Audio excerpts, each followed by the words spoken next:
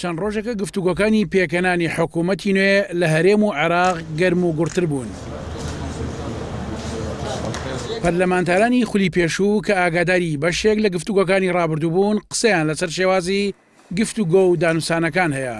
کورد زۆر کەمتری دەسەکەوێت لەوەی وەختی خۆی دەستی کەوتەوە. کورد لە جاری پێش هەڤاڵ کوێستانی ئەندامی خولی دووەمی ئەنجومەنی نوێنەرانی عێراق بازەوە دەکات یەکێتی و پارتی قەت مافەڕەوا و دەستوریەکانی کوردیان نەخسوتە سەر مێزی گفتوگۆ بەشێک لە شکستەکانی ڕابردووش بۆ ئەوە دەگەڕێنێتەوە کە ئەو دوو حیزبە لە خەمی پۆست و پارەدا بوون.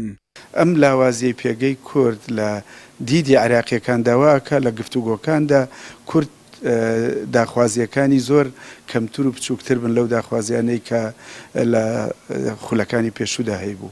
مەبەست داخوازیە نەتەوایەتیەکانن ئەوانە من پێم وانێ هیچیان بخرێنە سەر مێزی گفتوگۆ، بەڵام داخوازیە حیزبی و شخصیەکان ئەوانن کە بڵێن تەوەری سەرەکی گفتوگۆکانی لایەنە کوردیەکانی وەکو یەکێتی و پارتین لەگەڵ لایەنە عێراقیەکانی ترا بەتایبەتی لەگەڵ لایەنە شیعەکان.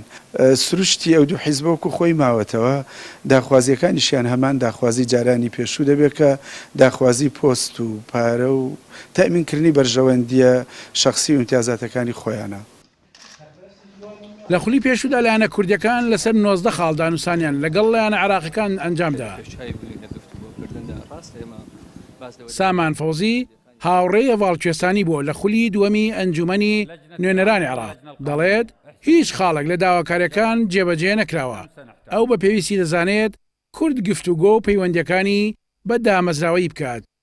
لە ڕابردووشە ئەوەمان وتووە کە مؤسسەیەکی دانووسانی هەبێ یان لە دانووسانە بیکە بە مؤسساتی ئیتر کەسانی سەرف حیزبی ڕاستە دەشێت لە ناو لیژنەکەیە بن بەڵام تەنها ئەوان نەبن دەبێ ئەو کەسی کە دانووسانی کردووە دەبێ بزانێ وەفدی پێشوو لەکوێ بچڕاوەتە ئەو لەوێوە دەست پێ بکاتەوە. لە هەمان کاتە ئەو وەفدێک کە دانووسان دەکات لە بەغا دەبێ بنەمایەکی گشتی هەیە بۆ دانووسان بۆ هونەری دانووسان دەبێ ئەو وەفدا پۆست بۆ خۆی داوانەکە. ئەو داواکاریانە لە ڕابردوودا 19 خاڵ بوو لە ئێستاکەدا باس لە 30 خاڵ دەکرێ.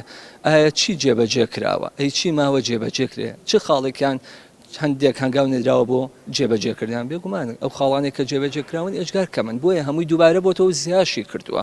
مادەی 140 مەسلەی پێشمەرگە و بودجە و دیاریکردنی سنوور و قەرەبوو نەکردنەوەی دیزان لێکەوتوانی دەستی بەس و هاوبەشی کورد لە حکم دیارترینە ئەو پرسانن کە لە زۆربەی دانووسانەکانی نێوان کورد و لایەنە عێراقیەکاندا گفتوگۆیان لەسەر کراوە، بەڵام لە واقعدا شتێکی دیکە بەرەم هاتووە. عەبدوڕەحمان ئەبوبەکر، KNN سلێمانی.